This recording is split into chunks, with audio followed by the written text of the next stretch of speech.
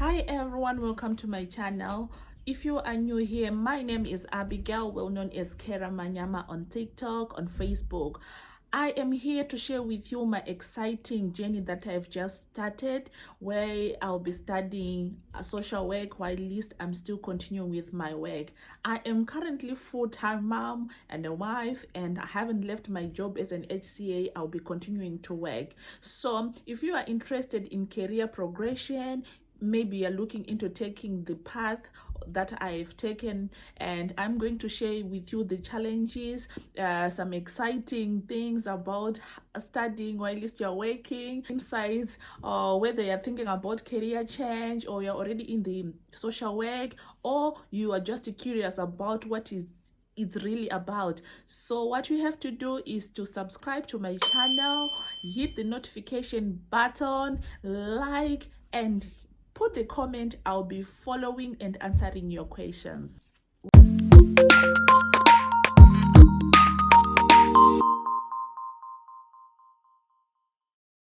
Welcome back. So a lot of people have been asking me how I secured a place at Robert Gordon University, where I'm now currently studying BA Honors Social Work Distance Learning. So I'm going to walk through with you how I got the place, what are the requirements, how you should get yourself prepared if you are thinking of taking the same path that I did. So what happened is, when I heard about Robert Gordon, I went to the website and wanted to find out. It's a university that is in Scotland.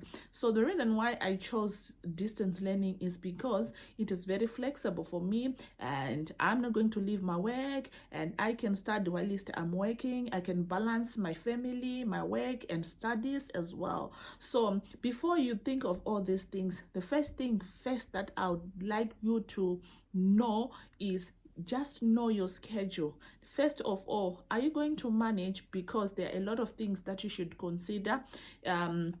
What is your working pattern? And there are things of placement. How are you going to do the placement? These are some of the things that they ask you in the interview. How are you going to do the placement? And also, how are you going to be able to go for the teaching blocks twice a year? So Robert Gordon University is one of the universities that offers distance learning and social work, which I chose. The other thing is because it was very affordable. I also paid international school fees as well, as some of people were asking me.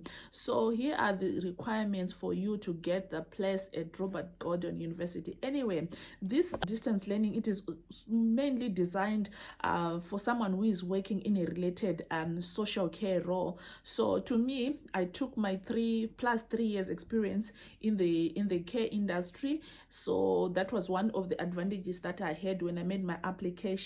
So basically, when you go to their website, their requirements for this is the SCQF level 7. In other parts of the UK, it is equivalent to the first year university undergraduate degree, which I always tell you guys that I always say I had my first degree, which is archaeology. I always tell you guys, and I wasn't even shy, and I always say, why did I do this? But look, now it has just helped me. So one of the requirements that you must probably that can help you to have the place is if you have got a first undergraduate degree.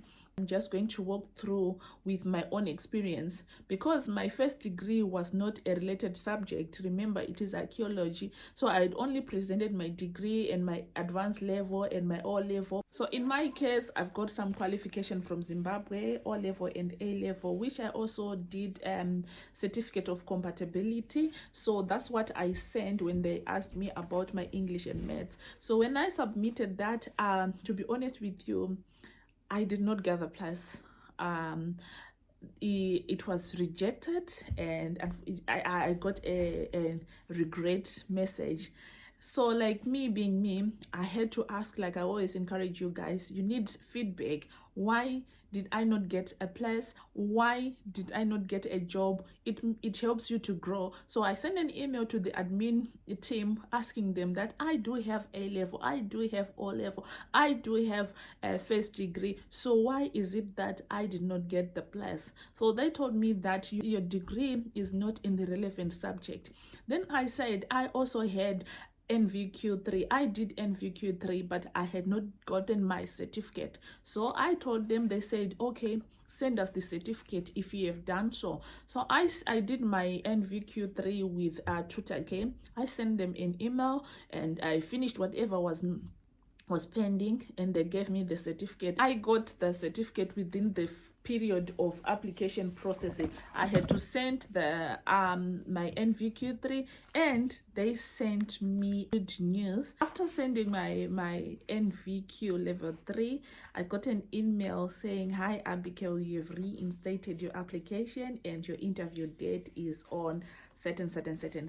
So guys, there is power in appealing, there is power in knowing what's going on. So I was so much happy and I was invited for the interview. I'll have another video where I'll be sharing with you what interview questions that I was asked and how to answer those interview questions. So yeah, so these are the requirements. From their website you can see that they require SCQ F level 7, which is equivalent to NVQ level 4 or first degree. So yeah, that's what they require, and also a minimum 1 year full-time experience in a professional in social work or in a social care role. So to me, I told them I've got 3 years experience, which is very true as well. I had 3 years experience in the social care as well. So that's the other requirement. The other requirement also is you must be employed in a professional social work environment for a minimum of 17.5 hours. In other words, you should remain employed in the profession of social work or care sector for the duration of your study for 17.5 hours per week, which is not a problem because I'm fully employed, and they also will send you a supplementary form where you have to give your employer. So you should be knowing the state of your employer. Is he or she going to sign to allow you to do the studies? So if you're being funded or you're self-funding, so all those questions your employer are going to ask you: how are you going to study? How are you planning to do this while you are at work? So consider your employer, know your employer, that is he going to allow you to do that if you are not in the social work field exactly, probably you're in the care sector. So you should know your employer.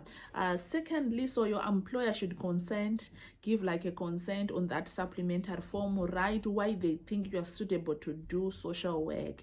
So yeah, that's one of the requirements. So this course is the 3 years duration. So during the first year, we'll go to induction teaching block in January, where you saw me. I was there in January, so for 5 days. So your finances should be allowing you to be in Aberdeen for 1 week. So you must have accommodation for yourself and food for yourself, or at least you are there on the induction block, which was very exciting.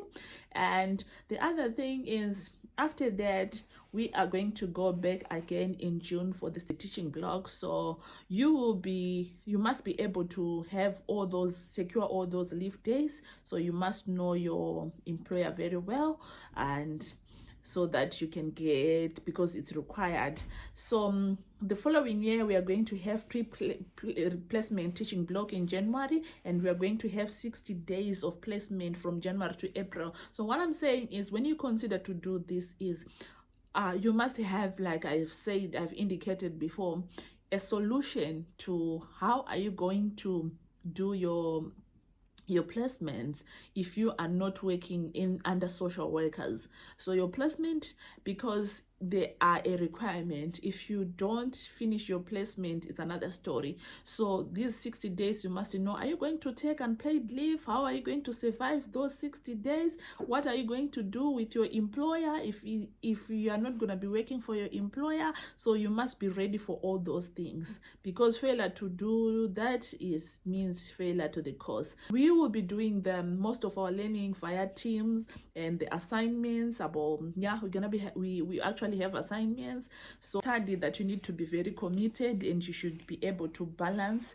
everything. So The only thing that I can say to you, it's easy to do that. You can go to Robert Gordon University Social Work Distance Learning, go and apply. The applications, they open in August till November. That's when the interviews are done, and via Teams. So the interview duration is about 45 minutes. You should write a supporting statement on your application as well, selling yourself, telling them why you want to be a social worker, why do you want to study social work. That same personal statement that you are always talking about, you also write that as well. Soon after the interview, when you are roasted for about 30 or so minutes, you are given an essay to write, which is social work related, and to write within, is it I can't remember, 15 or so minutes, and return it immediately. So you'll be given a case and you have to tackle on that. So these are some of the things that you do. So guys, if you have got a first degree, even if you had a background of sociology or psychology, yes, this is the right thing to do. A diploma in teaching, because you had a diploma in teaching, so they can accept you. NVQ3, my NVQ3 was supporting my first degree, because I had a first degree, but it was not the relevant subject in the related subject, but my NVQ3 was there to support. So guys, this is what it is. But if you have NVQ level 4, yes, you can apply. So the school fees is cheap. As for last year to this year, it was 6,800 for international students. I am paying international student fees, so that's how it is. I did not change my immigration status to be a student. No, remember, our visa allows us to study as well. And also, when the fees is 6,800 like that, remember, we are eligible for home fees when we are 3 years old in the UK. So yeah, if you are 3 years in the UK when we decide to apply for this year, you can pay home fees. So I'm not yet 3 years, so I was eligible for international fees. So guys, thank you for watching. I'll come back again with some other universities that you can do. So for some other people who are choosing to do it full-time, there are other people who are choosing to do it full-time. You can, if you are strong. If you are doing night shift, you go to school during the day, and you just need supporting system in your household. So there are people who choose to do it. Liverpool is cheaper when you're doing masters. They still affordable, so you can also do the same thing. So it's difficult for me to do full-time studying because of the nature of my job, and also different reasons. So the choice is yours on how you can do it, but definitely full-time is difficult if you are a domiciliary worker. Also, if you go to work night shifts, that can also help you when it's time for your placement. Those 60 days, you'll be going to work during the day. You'll be going for your placement during the day, and to your normal work at night. So yeah, if you're on night shift, it can work. So consider these questions. How am I going to do my placement if I'm doing domiciliary work? How am I going to do my placement? Because if you fail placement, you won't be in the same level with those people. It's more like you will repeat or you lag behind. So guys, this is all about my journey that I've just started. So if you want, you can join August, make your application, good personal statement. If they say no, ask them why, because I've got this. There's power in appealing. Stay tuned. Don't forget to subscribe, like, and share my videos, and put a comment. I'll reply.